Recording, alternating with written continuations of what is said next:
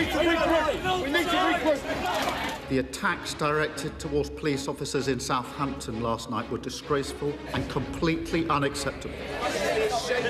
And which is in danger. Condemn the violence. Can he take some action, end this divisive practice of two-tier policing? Generally, you don't think policing is anti-white.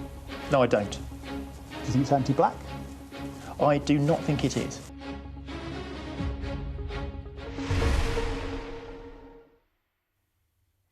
Nigel Farage had called for pure cold rage about the murder of Henry Novak. Here's what that looked like in the Commons today. The anger that you saw spilling out in Southampton last night,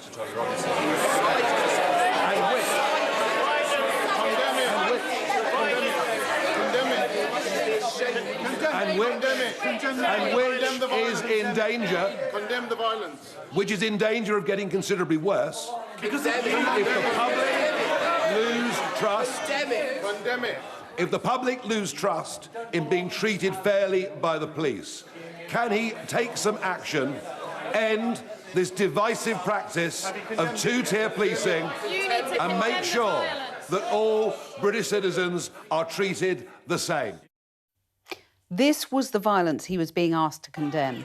11 officers and a police dog were hurt, 2 people were arrested. But no, Farage would not condemn it. Did he play a part in inciting it, though? It's a question I put to his sidekick, Zia Yusuf, on last night's show before the disorder erupted. Have a look. I'm asking you if Nigel Farage suggesting to people that they feel cold, pure cold rage, is that inciting people to feel anger? Well, Cathy, you have not answered my question, which is what emotion did you feel having watched that body cam footage? I'm interviewing you, so I would like you to ask that question. Is that incitement or not? It's simple. OK, well, I will tell you, having watched that footage myself, I was furious about it. Today, Starmer denied Farage's accusations of two-tier policing, though he acknowledged officers had serious questions to answer. But no matter the pain we feel, there is no justification for more violence and disorder. The attacks directed towards police officers in Southampton last night were disgraceful and completely unacceptable. This is a time for serious work, not rage. Henry's life has been stolen. His family have responded with incredible and immense dignity. We must not allow this tragedy to be hijacked by anyone who seeks to divide us. It was another boy, another tragedy, the racially motivated murder of black student Stephen Lawrence in 1993 that started the police on a journey to try to correct decades of racism. When the official inquiry reported 6 years later, the then Labour Home Secretary Jack Straw was clear it must be a watershed for the whole of society. The inquiry found that on this definition, and again I quote, institutional racism exists within both the Metropolitan Police Service and in other police services and other institutions countrywide. The irrevocable change he called for culminated years later in anti-racism guidance to the police. Now, under pressure from the right and an acknowledgement from the left of clumsy wording, it's being reviewed. This afternoon, Stephen Lawrence's mother, Doreen, now Baroness Lawrence, made this intervention in the House of Lords. When my son was murdered, there was nobody standing up and asking for judgment to happen for him. And the mere fact that the leader of the opposition in the other place can use my son's name in referring to reform, it took 20 years and more for anybody to understand the murder of my son and to have anybody convicted. I am really pleased for the Novak family that they managed to get those convictions for those ones who caused the murder of their son. So for those in this House also to talk about race equality, they have no idea what race equality means. This has become an ugly political row, and it's one it may suit Farage to have. On social media, selective quotes and misinformation swirl around, amplified by algorithms devised by tech tycoons on the other side of the world. Now it's spilled out onto the streets of Southampton. Here in Westminster, Farage is assailed on all sides. But does his language of white grievance tap into public anger in the country at large? His party might get an answer to that in the election in Makerfield later this month. Well, Hampshire's Chief Constable has been speaking to Sky's home editor, Jason Farrell, who's been in Southampton today. And just to warn you, his report does contain footage of the moment of Henry's arrest, which you may find distressing. You've been stabbed? Whereabouts? Don't think you have, mate. The police officers on the scene made a dreadful mistake, not believing Henry Novak had been stabbed. But does it speak to a wider problem which some have described as anti-white policing? Did accusations of racism by the killer Vikram Digwa impact on the actions of officers at the scene? The victim's father had this message. We do not want his death to be used to create further division, hatred or tension. We want his story to make our streets safer for everyone. But that wasn't respected on the streets of Southampton. It was just carnage, really, for 4 hours. Bricks were being thrown, a bin was set on fire and pushed through the police line. Bottles, cans.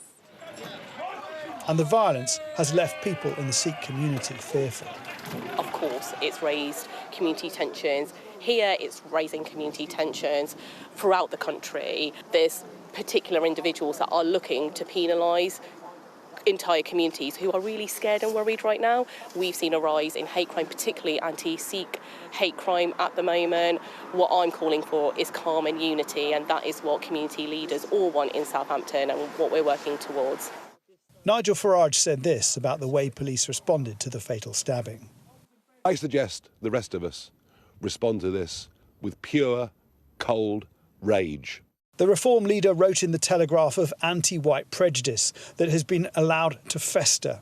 You'll have seen the headlines about the way in which this is being reported, and some of it is blaming Hampshire's diversity, equality and inclusion training. It's talking about policing being anti-white. What do you say to those criticisms? Part of what the IOPC will look at is what was in our minds at that time, what impacted the decisions we made. That's got to run its course. What I would say, and I think where you're going there is, do we have a two-tier type policing system? I would refute that. I would say absolutely not. I see officers day in, day out on the grounds serving without fear or favour all our communities. And I think that's the case nationally. I appreciate other people have a different view, but that's my view. You don't think policing is anti-white? No, I don't. Do you think it's anti-black? I do not think it is. No, I do not think policing, I do not think, so be really clear, I do not think policing is racist. There are racist individuals within policing, of course there are, and there have always been, and we will tackle that and deal with it. But it is not any anti-community. My officers that I see day in, day out there are working hard for all our communities from whatever background that they are.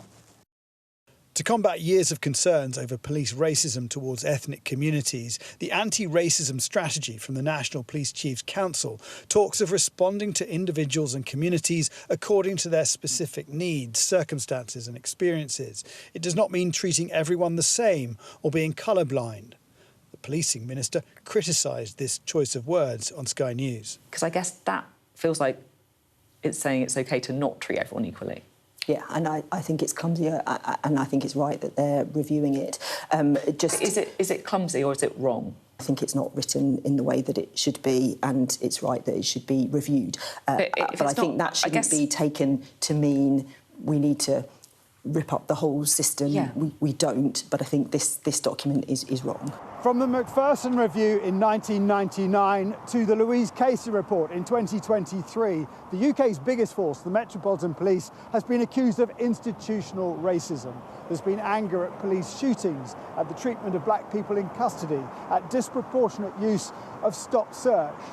For many, the question has never been whether policing is anti-white. It makes me laugh. And it's a serious thing, and I shouldn't laugh. What does that mean?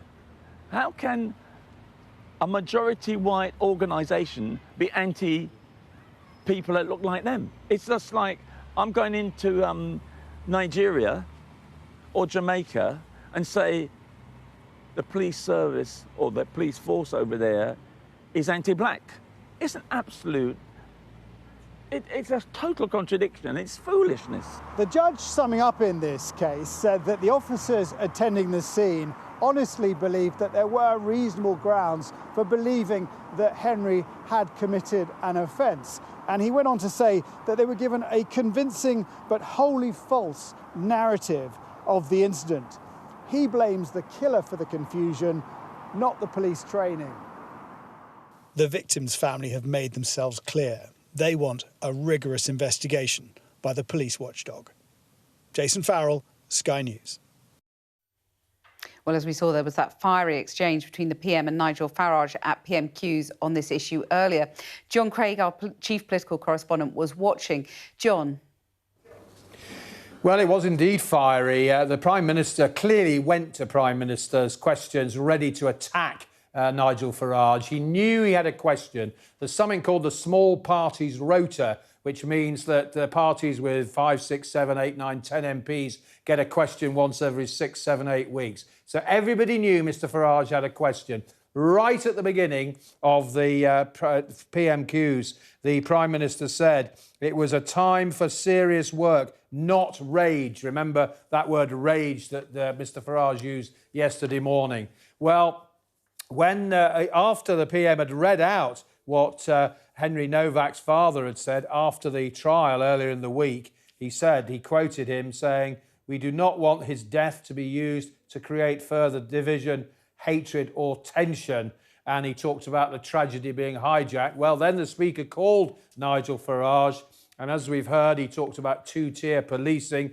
Now, you will have spotted, Cathy, behind Mr Farage, 3 Lib Dems heckling him. The Lib Dems, I can tell you, have taken over that back bench where all the Jeremy Corbyn and all the independents used to sit. They put in prayer cards so they'd be there. There were 3 MPs we saw there, Cameron Thomas, Luke Taylor and Danny Chambers, heckling, shouting, shame on you and condemn the violence, a reference to what happened in Southampton last night. But then the Prime Minister, it was clearly prepared because he was looking down at his notes, but it was very powerful, the riposte. I mean, he ended up by saying it was unforgivable what Mr Farage had done. It shows exactly who he is. It was probably one of Sir Keir Starmer's better moments in Prime Minister's questions, clearly prepared. But of course, Mr Farage gets all the publicity for an outburst in Parliament and of course the claims that he's made over the past 24 hours. But the Prime Minister, to be fair, hit back very strongly. I mean, it was all... I remember Tony Blair having a real go at Farage when he was an MEP. It was in the European Parliament in 2005 when Blair said to him, "This is 2005, not 1945. You sit there with the flag of our country's flag. You don't speak, you don't represent our country's interests." Perhaps Sir Keir Starmer is taking perhaps a lesson from Tony Blair on how to deal with Farage. Well, we shall see about that. But certainly it was better from Sir Keir Starmer hitting back. And of course, the Lib Dems helped him a bit by heckling from behind him. Indeed. John, thanks so much. Well, joining me on the sofa throughout tonight's show are the Labour peer Aisha Hazarika and Conservative peer Kate Fall. Aisha, it's a very ugly political row, isn't it? It really is. And, you know, our thoughts should primarily be with the family of Henry Novak for what an absolutely devastating, heartbreaking tragedy. And clearly something went very, very badly wrong with that police response. We've all looked at that body cam footage and it's horrible to watch. And I can't imagine how painful it must be for Henry's mum and dad to see that. Yeah. But the idea that now this has been hijacked and seized upon by people who want to basically stir up racial tension and stir up trouble for the police. I think Keir Starmer is absolutely right. I think Kemi Badenoch is also right to call this out. We should be listening to what the family wants, and they are saying, do not use the murder of our son to stoke up hatred and division. So, Kate, Kemi Badenoch's been praised by a lot of people for distancing herself from some of Nigel Farage's rhetoric. Will there be some uneasiness, though, amongst some in the Conservative ranks that she's allowing herself to be outflanked by Nigel Farage? You know, public anger about migration is very real and there's anger about this issue in policing. He's tapped into something.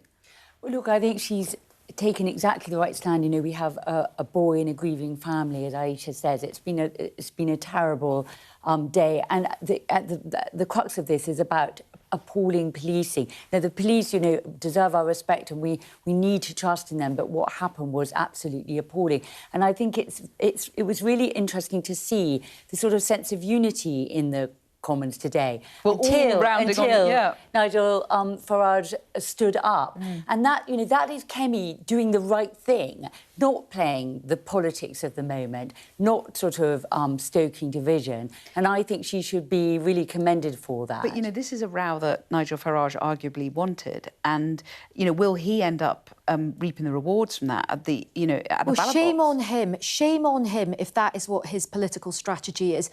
To feast on the kind of, you know, the memory of dead young people, as he did in Southport with those 3 girls, you know, Elsie, Baby and Alice. We saw the same kind of tactics being used, and all the people out rioting and causing mayhem. They're not massive supporters of rights for women. Yeah, but they're not out campaigning for women's refuges. Loads of them have got convictions for domestic violence. In the same way here, these people are not... They weren't, by the way, I'd love to see if these people were out protesting for 2-tier policing when Sarah Everard was killed by a member of the Metropolitan Police. Or are these people out there, you know, when all these racist messages get released from various police people, are they out saying, oh, it's a 2-tier police system? No, they're not. They are weaponising this in the most cynical, dangerous way. I get your anger, but, you know, there is a big debate that he's tapped into about racism clouding the judgments of people in various different cases, the Nottingham killers, for example, Valdo Calacane, and the grooming gangs, after all, that cast a very long shadow. Absolutely. I mean, so you know, there is public anger, and he is tapping into that. There is public anger, and these things have to be looked at, and all of these things are absolutely terrible and wrong, and they need to be looked at. But 2 things can be true at the same time. A terrible thing can happen, and people can also try and weaponise it for their own political agenda. There clearly are questions to be asked about what happened. I mean, first of all, whatever the protocols, it was a terrible judgment call the police made in that particular event. Secondly, I think there are questions about the protocol. The Home Secretary has said, you know, equality in front of the law, number 1. Then, of course, it makes sense to say you need to take into account specific people and, you know, if someone's in a wheelchair, whatever it is. But I think that does need to be looked at. But what really struck me... You're talking about the anti-racism guidance. Yes, I think we'll talk a little bit more about that in a minute. But I think you know, Aisha makes a good point, that 2 things can be true. It's like, this was a terrible event, what happened. It is absolutely right to find out what happened. Let's look at the codes of what happened. And just finally, you know, the silence of what Farage didn't say in the Commons today really struck me. Well, he did not condemn the violence. He did not condemn, and that speaks volumes. Let's talk a little bit more about this in just a second, but I'm joined now by the eminent barrister Michael Mansfield, who represented the family of the murdered teenager Stephen Lawrence. Michael Mansfield, let's just go back in history a little bit, because in a way you can sort of trace what's happening today in this political row back to what happened in the wake of Stephen's tragic death. Just set out the scale of racism in the Met at that time. Well, I'm glad you mentioned history, because I've been at the bar a long time, and a lot happened well before Stephen's death. As Doreen tried to say in the House of Lords today, namely, it's 20 years. Actually, it's more than that. One has to reflect just for a moment for the situation of various areas of metropolitan areas in the United Kingdom where there were people who were very unhappy. There were riots. There was provocative speeches, very similar but rather more articulate, from Enoch Powell, the rivers of blood. We've been here before. What is shocking is that we have not grasped the real nettle here. The equality doesn't mean, I think the Chief Constable of the West Midlands has been right on point today. You don't treat everybody the same. That's the whole point. Farage is wrong in what he's accusing police and others of doing. We have lacked an educational system and a legal system and the rule of law, which has been brought into disrepute by governments throughout at the moment, which means standards are being lowered. But treating communities differently. We are a diverse, integrated nation of many, many different sources. They can't all be treated the same. And what they're trying to do in the West Midlands is, in fact, a historical and educational purpose, so that, in fact, officers, and that's one of the problems, the vetting of officers. Remember, the Met was regarded as and categorised as unfit for purpose only very recently. And so a lot has to do with the selection of who is going to be a police officer and the education of police officers. Well, let's bring it up to date then. I mean, because Nigel Farage's claim, in essence, is that there was a sort of overcorrection in response to those historical events that you set out, and that now there's actually anti-white prejudice within the police. What's your response to that? Yes, I think that he's talking nonsense, as usual. And the kind of nonsense that he's talking is dangerous, because people might just for a minute believe what he's saying. Just as the Enoch Powell speeches way back then were equally dangerous. And so I don't see what has happened since Lawrence as being any kind of counterbalance. In other words, it's got to overcome the 20 years. The whole point of Lawrence was providing and provoking understanding, providing education, so that in fact you have officers and a nation, because they're only serving a community. And now if the community is split and divided and governed by rage, I'm afraid you're not going to end up with a police force that understands what it's doing. So in fact they're provoking a situation which is going to be made worse. I don't see it as anti-white at all. So you're worried about the consequences of this political row, how it might play out in the streets? I am very worried about it, yes, because like everybody, I'm a family man. I've got people who live, family who live throughout the country. I see what's happening and I'm worried about it. Ordinary people who are afraid to leave their front doors, and I have many in the Jewish community frightened to leave their front doors and so on. And they're frightened because they're worried that the people who should protect them and come and protect them make very large mistakes. They make policy mistakes. They make mistakes of judgment. We all do that. But in fact, obviously, if you have a trained force that are accustomed to dealing with these situations and different situations, then the pressure is taken off to look for bodies all the time, then I think you begin to get a more civilised situation. But at the moment, my basic concern is that the rule of law has been brought into serious disrepute, and actually we're in a situation where people say what they want and they think there are no repercussions. And Mr Farage is in that particular category. But isn't he tapping into public anger? When you look at, examples that have been cited, Axel Rudikabana, the Nottingham killer, Valdo Calacane, Sora Sharif's killers, you look at areas where professionals, well-meaning professionals perhaps, let fear of being accused of being racist cloud their judgment, and that's led to this anger, coupled with, immigration that many see as out of control. And that's sort of led to this situation, hasn't it? Yes, I understand the anger. And in fact, in the job that I've been doing for over 50 years, I'm concerned to ensure that the legitimate criticism of what police get wrong is brought to their attention and they're made accountable where that happens. My concern is this is a much bigger political game that's being played with the police. And if people are encouraged to believe that rage is the answer to this, are gravely mistaken.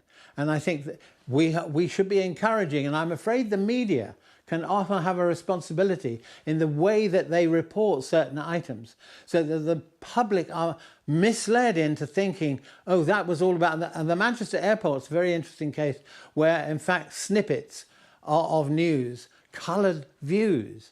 In other words, we want a police force and we want a nation at the same time that are combined in their approach, which is an approach which understands the roots of discontent, rather than that's terrible and we're going to have a violent reaction, because rage leads to violence. I think we may let you get your earpiece back in while we're chatting to someone in the studio here. Aisha Hazarika is in the studio here and was listening to Doreen Lawrence's intervention. Just tell us, it was very powerful. Just tell us what you drew from it. Well, she was responding to a lot of attacks from other members of the House of Lords saying, oh, this is all about diversity and inclusion, this is why this has happened and all of this needs to be ripped up. And she made the point that a lot of these policies that people are denigrating now that say they want to be ripped up, it's taken a long time to get them in place because of tragedies and things that families like hers endured, particularly with the murder of her son, Stephen Lawrence. And she said it's taken a long time for families like hers to get justice and to try and get some of that culture change within the police. So she was pushing back with her own very powerful lived experience about what she had gone through. Let me just go back to Michael Mansfield now. I think we've fixed your earpiece, that's good.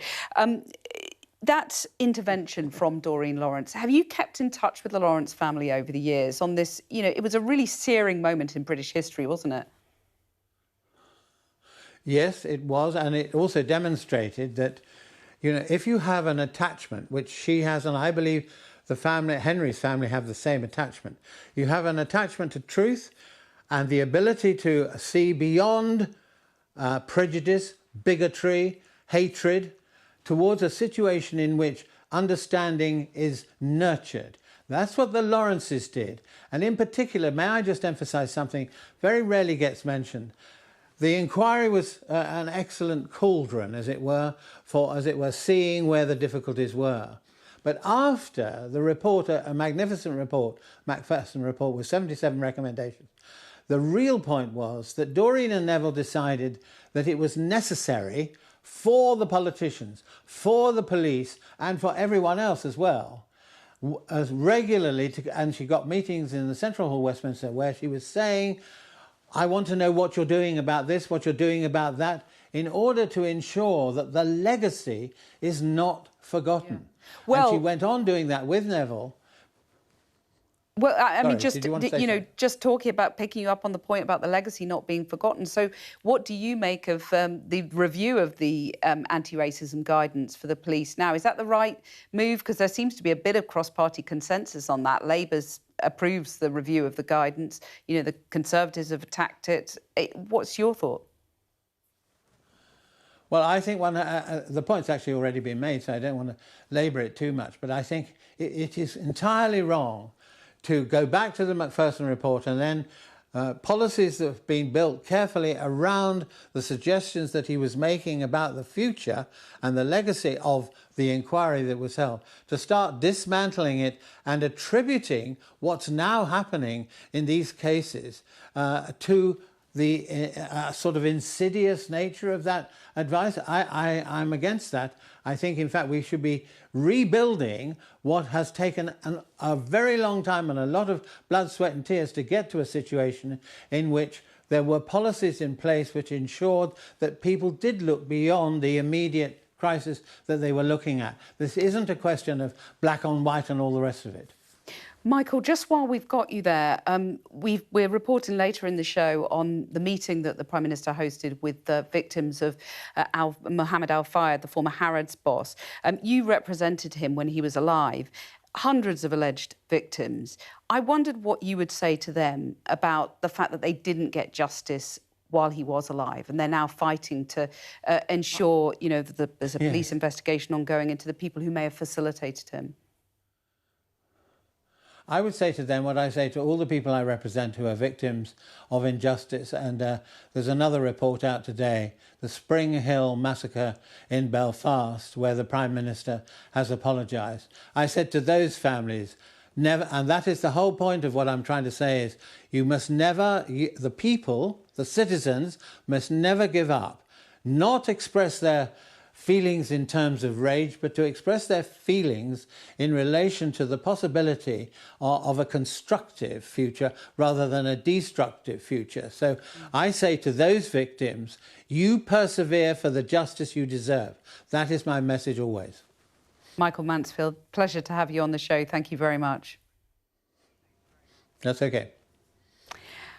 Well, I mean, that's the clarion call at the end of that. Kate, let me put that to you first of all. Just the idea that, you know, victims, whether it's victims of racism or abuse, should never give up and don't give up on the legacy. What's your thought? I totally, I mean, I thought it was an excellent and powerful point about not going after rage. And actually that word rage, I think, really stayed with me this week. Is that really the message you want to sort of send to the country? I don't think it's good for the country. I don't think good for the victims. So it's interesting what Michael said. But I also want to pick up on something he was saying about the guidance here. So we don't know whether that played into what happened with the police. I can't imagine what guidance would lead to such sort of poor policing like that. But I do think, you know, the application of these guidance should be looked at. I mean, if we feel like it needs looking at, there's no reason why that, you know, after a couple of years, you know, police shouldn't be sort of saying, did that work? Is it actually worked on the ground? And I'm sorry I missed Doreen Lawrence's comments today, but I think very powerful that she spoke out today in memory of her son. Well, Aisha, and just to reflect on what Michael was saying, I mean, very powerful on his reaction to Nigel Farage's comments and the danger that he sees in what's happening. Your thoughts? I think it is a really dangerous time. I think people feel really frightened about how polarised and how divided our society as well. I think social media has got a huge amount to play, and I'm sure each and every one of us will get lots of abusive messages after we come off air tonight. We are in a society... I had a deluge overnight. Yeah, I've had it as well, you know, and sadly, we are in a very, very difficult moment where there are difficult issues and we must not shy away from them, whether it is things like the grooming gangs, what happened in Southport, all of those things, this terrible killing, misogyny as well. Lots of women feel there's I mean, look at that terrible case we were discussing last week about those teenage boys who raped the girl and filmed it, and they didn't even get custodial sentences. So there's a lot of people who feel like policing doesn't work for them and the criminal justice system doesn't work for them. But what do you do? How do you fix that? Do you come together? Do you try and challenge the systems? Do you try and change it through campaigning and legislation? Or do you set fire to a wheelie bin and try and attack people and abuse people on social media? It's like, you know, which route are you going to pick? And just brief thought on the police racism, anti-racism guidance. I mean, is it right that, you know, Michael Mansfield really making the point that, you know, that came out of many years of careful work? It did, and I feel very personally involved. One of my first jobs was actually being a press officer working at the Home Office when the Macpherson report came out all those years ago, and actually helped look after the Lawrence family on the day. I was a very young press officer. So, and I think that was such an important watershed moment for race relations, the coinage of the phrase, which I know lots of people don't like and people push back against it, but into institutionalised racism, kind of systemic and structural racism. Should it be looked at again? I think there's no harm in looking at it again. I think all guidance does need to evolve as things move on. So I think it's definitely worth revisiting. So I don't think we should be ideological about that. But what I do not want to see is a kind of ripping up this idea that, you know, that the police have swung... You know, look, the police get it wrong a lot of the time, and we must have policing by consent. And I mentioned Sarah Everard. Lots of women don't feel like they have trust in the police process and the criminal justice system. But also, the police do an amazing job. None of us... You look at what happened in Golders Green when the police ran towards danger. Exactly. They stopped that man, that horrible, evil man who was anti-Semitic man who was out trying to stab Jewish people. And they got criticism then from other people saying, oh, they're being too heavy-handed. So a lot of the time, they are in really difficult positions and they put themselves in harm's way in a way that none of us would want to do. Kate, there's been an apology from the Southampton Chief Constable. Do you think he should quit? Look, I don't really like... This is a serious issue that deserves real, you know, observation and real discussion. I don't really like, oh, let's... I mean, what's the point? What's that going to... It's not going to help the family. It's not going to help the grieving friends. But I do think we need to know what went on here. Was it just a bad police judgment at the time? Was it bigger than that? Do we need to look at the guidance? All of that really matters because, as Aisha said, we need to trust our police. We need to be behind them as a society. And if we lose trust, then that's bad for everyone. More to come with you guys on the sofa, but that story is sure to feature heavily on our late-night programme, The Wrap, tonight from 10 p.m. Here to discuss all of today's big stories and the best of tomorrow's papers will be the political editor for the Daily Mirror, Lizzie Buchan, and chief political correspondent at The Sun, Martina Bett. I think the impact of what happened to us is still yet to be fully revealed. It's a lifelong sentence. One moment in time is a lifelong sentence.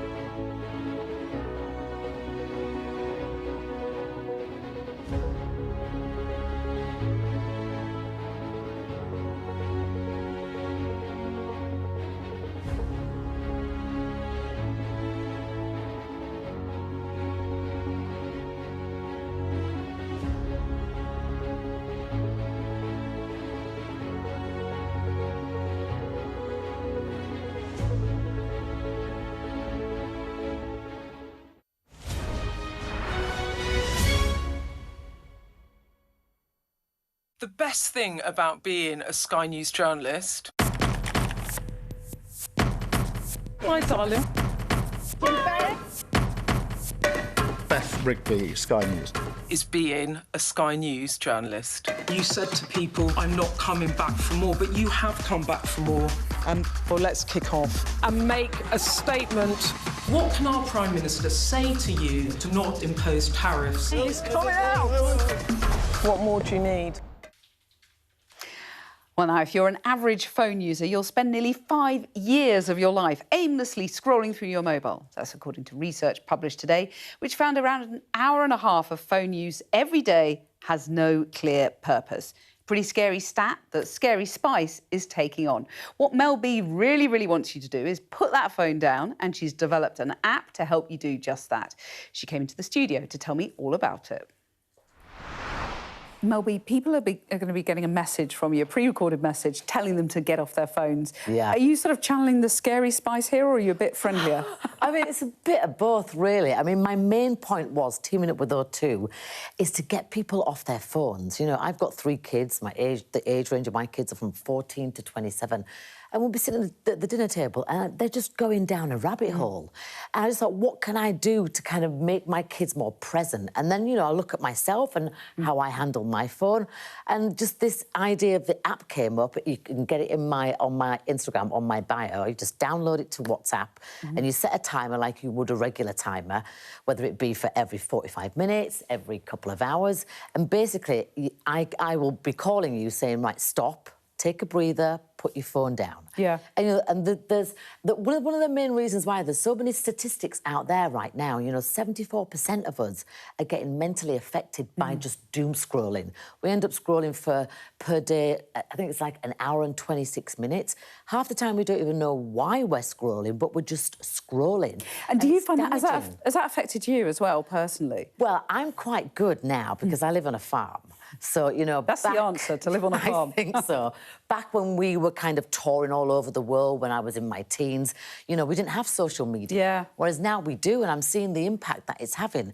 People are losing sleep, they're getting anxiety, and if we just took a break from our phones, and even though we say it to ourselves, right, today I'm not going to be on my phone this much, we can't help it. The algorithms are sucking us in.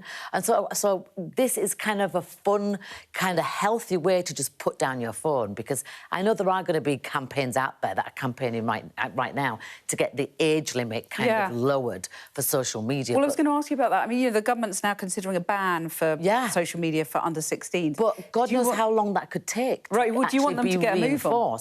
Well, I'm thinking in the meantime, get this app, because it will literally stop you. I mean, some of my voices are a little bit assertive, some of them are a little bit softer, but it's basically saying just be present for just a couple of minutes. Yeah. And the benefit that it will have on you will be just so much more healthier.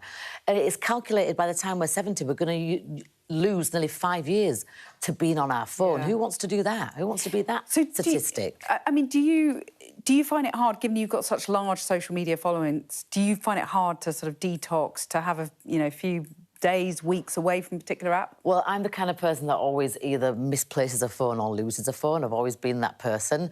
And so now I'm finding it quite handy, because I could have been one of those people addicted to it. I mean, I do my own social media, so I do get to see, you know, the comments. Some of them, well, a lot of them are not nice. Some of them are really positive and nice, but I don't let it affect me. But for some other people, it does affect them. It can ruin their day. I wonder if you think that social media companies generally are too powerful, because when you look at I looked at the figures just a minute ago. I think that's also our fault, because we've embraced it. Because I remember when Twitter first came out and when Instagram first came out, everybody was like, oh, my God, it's a new way to kind of socialise with the fans and promote things. And, I mean, I think things started off in a very innocent way.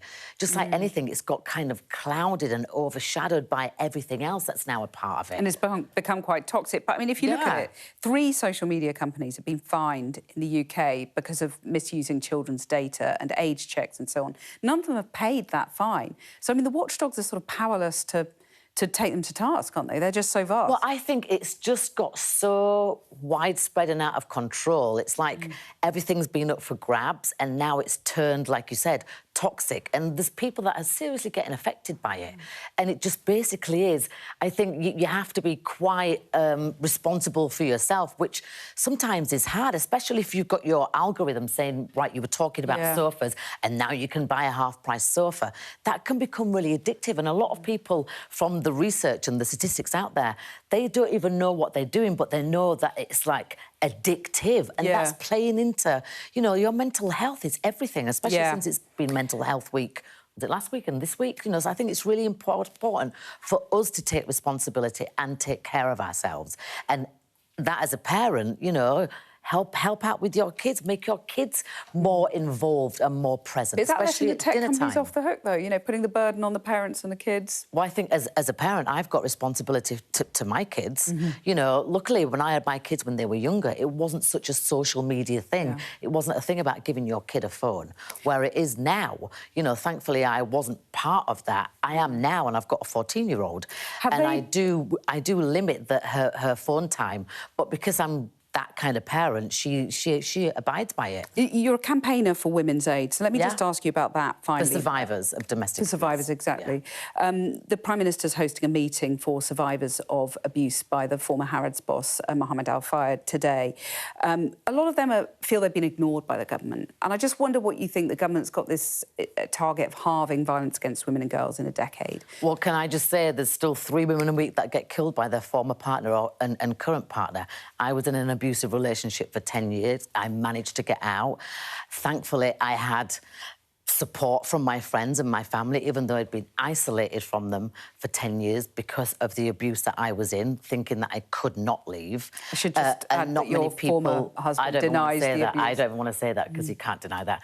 Not many people are in that situation where they can actually reach out for help or even have access to their phone. So for me, the judicial system, the justice system needs to be completely wiped clean and needs to be started from scratch, from the inside out, with new laws that actually support and believe survivors like me.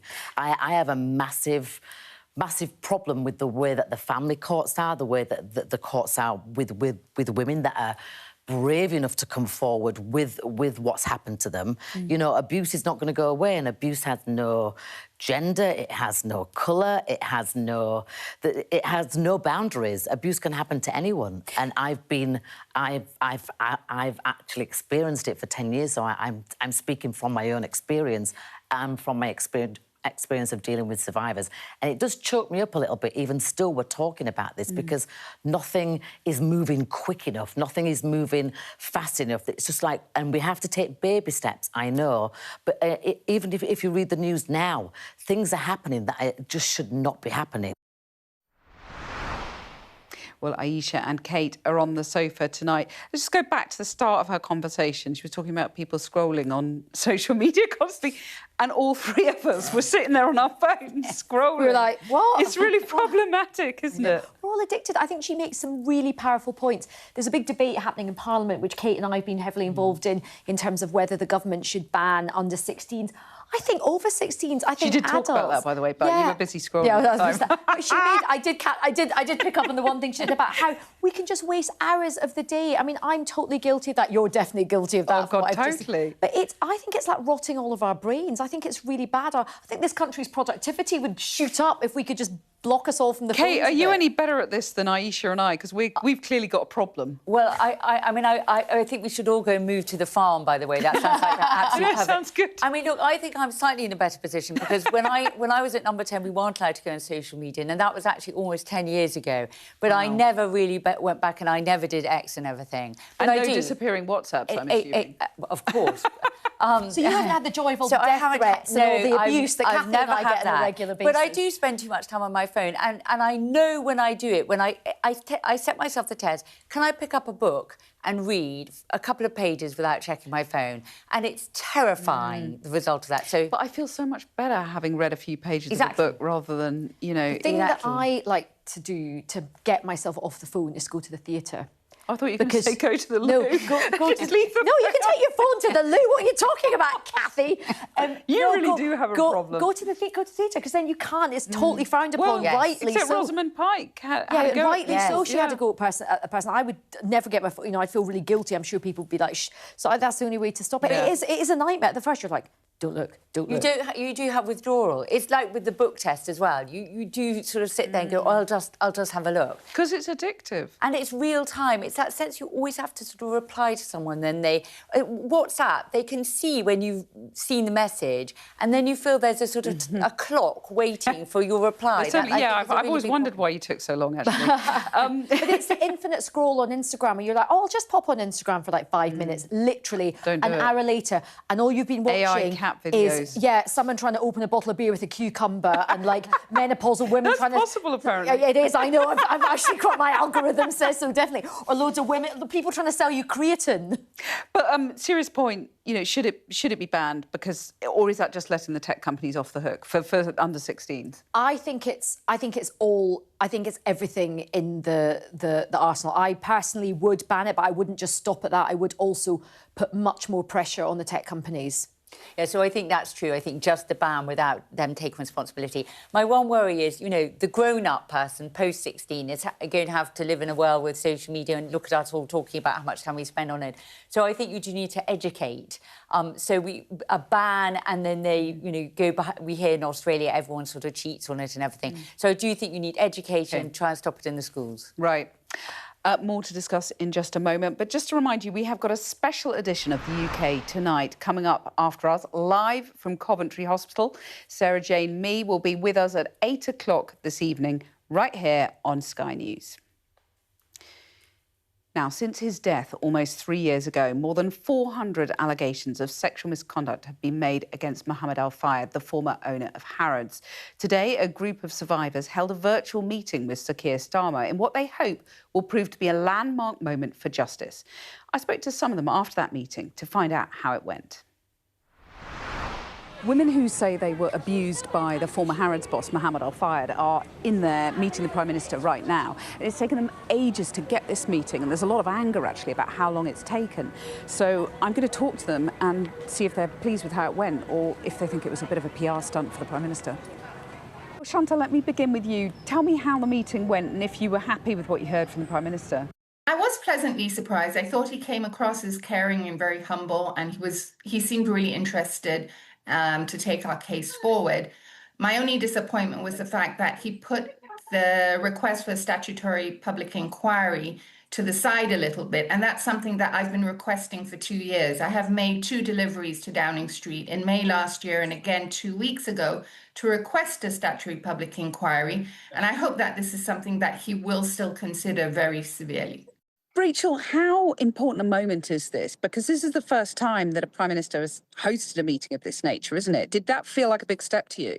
It did feel like a big step, and we are very, very grateful. And also with the acknowledgement about the scale and breadth of the abuse. He apologized for that, which was really, really nice to hear after 2 years of silence. Helen, because you reported to the police in 2017, do you have any confidence that they will conduct this current investigation thoroughly?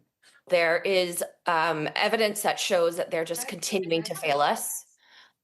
And I think without oversight, we're never going to get to the truth of it. And the thing that I didn't hear from the Prime Minister is the urgency for us. I just wondered if you could just, in a couple of sentences, each of you just reflect on the long-lasting impact of what you experienced at the hands of Mohammed Al-Fayed.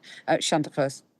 What happened to me happened in 1994, and it's something that I've had to put in a little black box and lock away for over 3 decades. And I haven't shared that experience with so many people, but it has impacted my life in some of the most profound ways. It's impacted my family. It's impacted the manner in which I've approached my jobs, because I've just lost a lot of self-confidence. I've been petrified to be in rooms on my own with people in seniority. It's had a profound impact, and I'm just glad that now I'm able to heal a little bit and move forward. I think sometimes the public thinks it was just that moment that has the impact. I unlike Shanta, my coping mechanism has been to speak about this nonstop, which means that everybody who knows me has had their ears like bored off by me telling this story over and over again as I processed it.